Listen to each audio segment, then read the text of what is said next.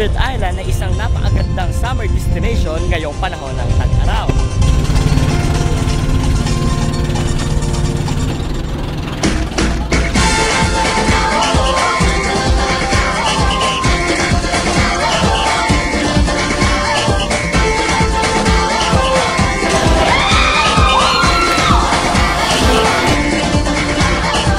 Minsa'y natuwa ang may likha, 7,000 pulo ang ginawa. Mga hiyas na inilatag sa malasudlang dagat. At ang bayan niyang pinili nasa dulo ng bahay. I'm in the Philippines and it's more fun here in Alaminos, 100 Island.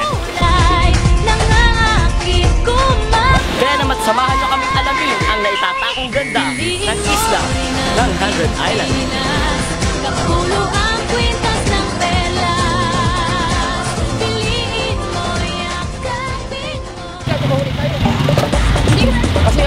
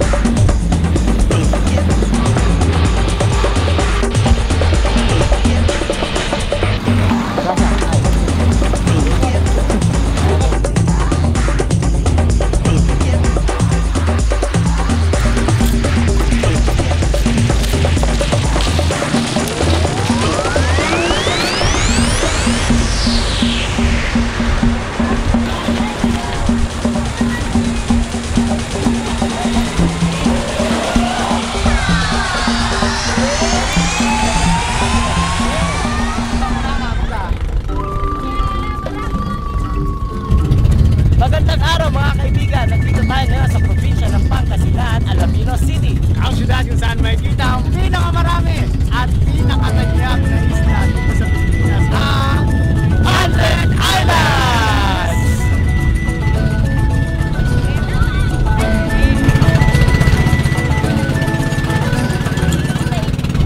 Alam mo ba pare, na kapag nakasakay ka bangka, pag titignan mo yung island sa kalayuan, akalain mo isa siyang malaking isla kasi dikit-dikit siya. Pero kapag lumapit ka na, makikita mo yung tunay na ganda kasi para silang unti-unti naghihiliwalay mo na.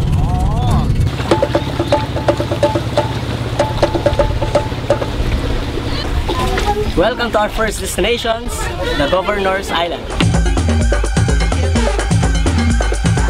At huwag na natin palampasin pa ang magpa-picture kasama ang kaibigan at pamilya sa malaparaisong ganda ng isla.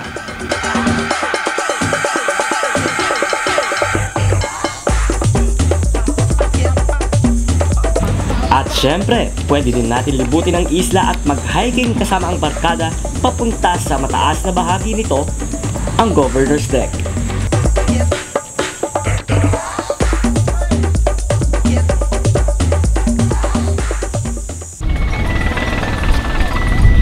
Mula naman sa ibabaw nito ay masasaksihan ang ganda at malawak na kabuuan ng 123 mga pulo ng 100 Island.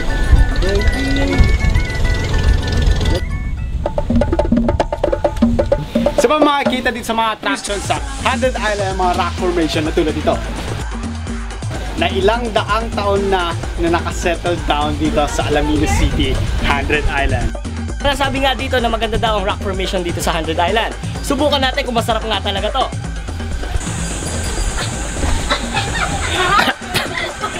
Medyo matigas nga, bagay na bagay sa mga taong pusong bato. Yan! Isa nga sa mga bubo ng mga isla nito ay mga maliit na rock formation na tulad ito. Nasadyang bubo sa 123 isla ng 100 Island.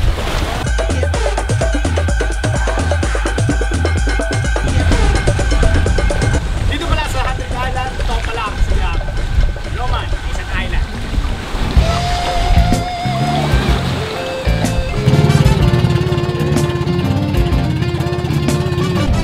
Ang 100 Island ay isa lamang patunay na ang Pilipinas ay sadyang tunay na kay ganda at hitik sa likas na yaman at biyayang galing mula sa lumikha.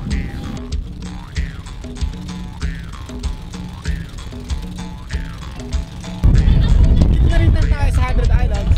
Hindi ko na palalagpasin ang mag-snorkeling. Tara, samahan nyo.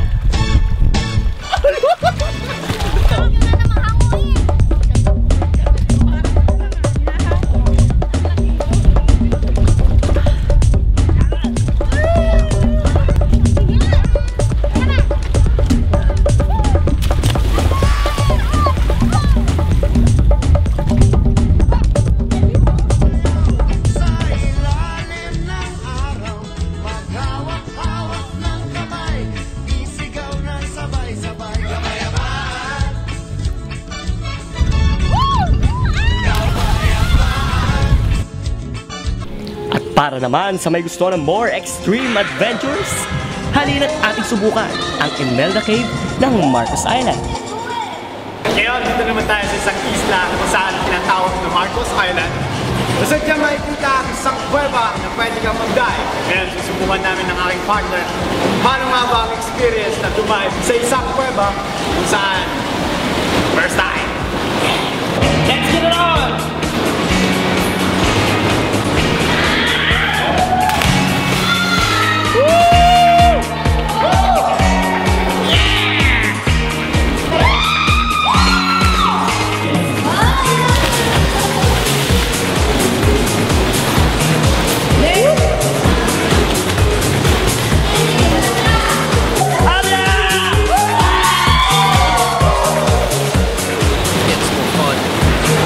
Sa sobrang linaw at ganda ng tubig nito, ay aakalain mong naliligo ka lang sa isang malaking aquarium.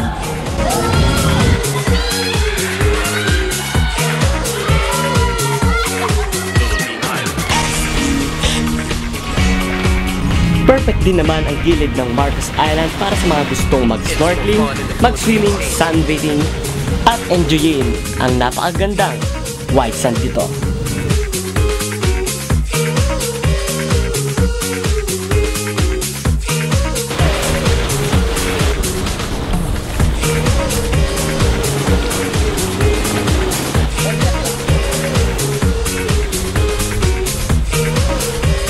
Iba talaga pag first time mong gawin isang bagay. Kanina sa pagtalong ko dun sa kuweba, nabigla akong mabubuhay pa ako, hindi. First time, ang ganda ng feeling.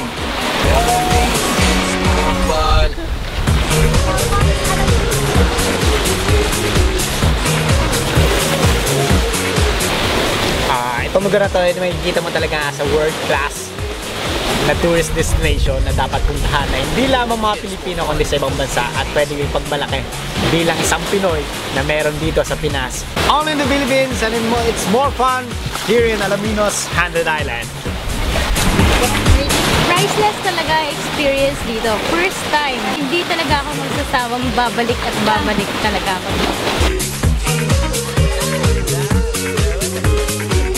Okay, after naman natin pumunta dito sa Marcos Island at pagkatapos mag-dive, pupunta naman tayo ngayon sa Quezon Island para masaksihan ang isang napakagandang adventure pa. 123 100 islands coming up! Tama ka dyan, ka-partner! Tara Come on, na! let's go! Ang Quezon Island ay isa sa pinakamalaking isla dito sa 100 Island. At ito ay pinangalan sa dati nating Pangulong si Manuel L. Quezon.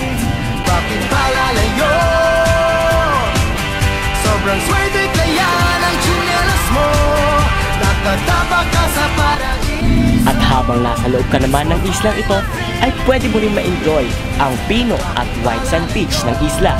At maaari ka din maglakad-lakad sa gilid ng baybayin nito. Iba ang saya ng Pilipino, it's more fun in the Philippines.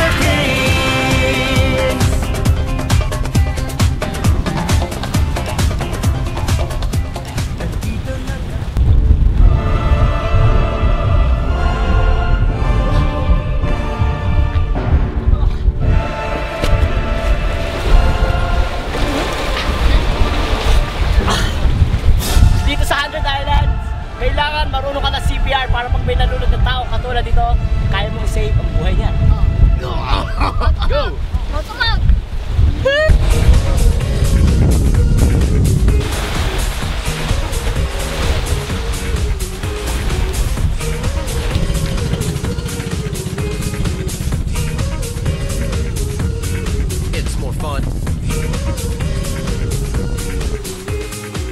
tunay na kay ganda ang probinsya ng Pangasinan, sagana di lamang sa agrikultura at pangingisda, kundi sa magandang yamang likas at kagandahan hatid ng kalikasan.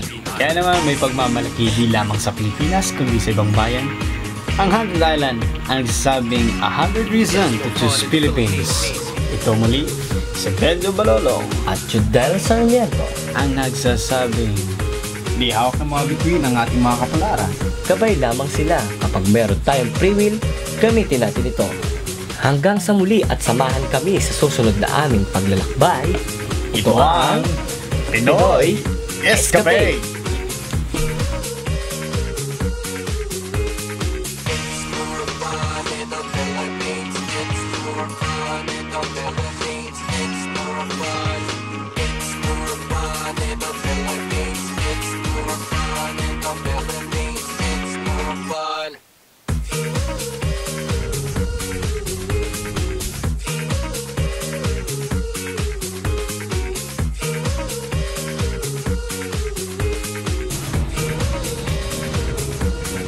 It's more fun in the Philippines.